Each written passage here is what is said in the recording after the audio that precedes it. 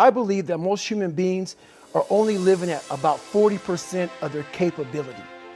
So the mind has a governor, like a car.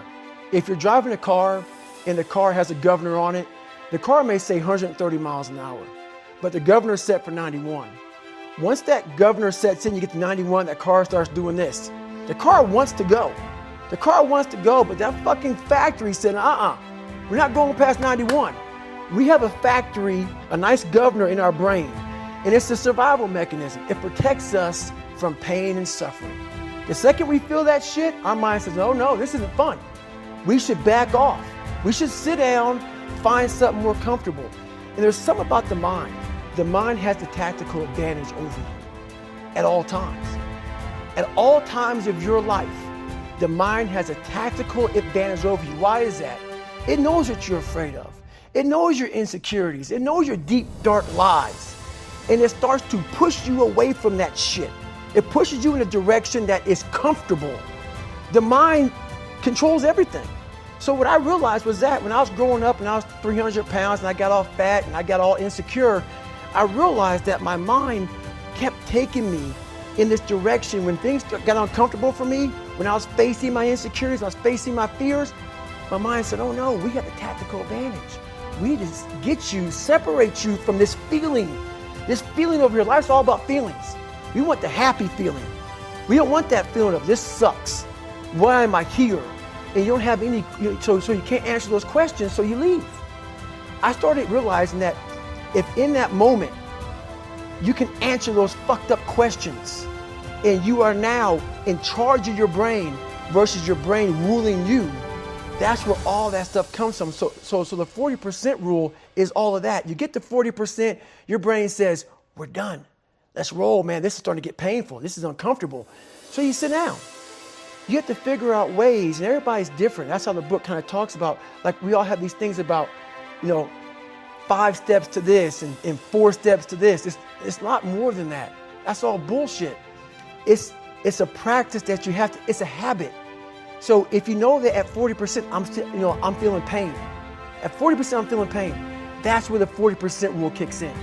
Now it starts. Okay, I'm feeling pain. My mind's saying all this shit to me. It's saying, get out of here, run, flee. The fight or flight kicks in. Okay, we're done. We're not good enough. It starts telling you all these things. You start to believe it because the mind controls all. This is the time when you have to gain control back of your mind. It's okay. Let me see if I can go 45%. And once you start giving yourself more and more hope and start realizing, okay, the mind starts to be, okay, what are you doing? We're supposed to be going right and you're going left. You start then controlling your mind. Start finding more in yourself. And it goes from 40% to a lot further than that. But that's the start of it though. Get to the spot where your mind is saying stop. Wherever that is, you gotta get there first. And then that's when that shit starts to work for you. Not getting civilized is about having a savage mentality.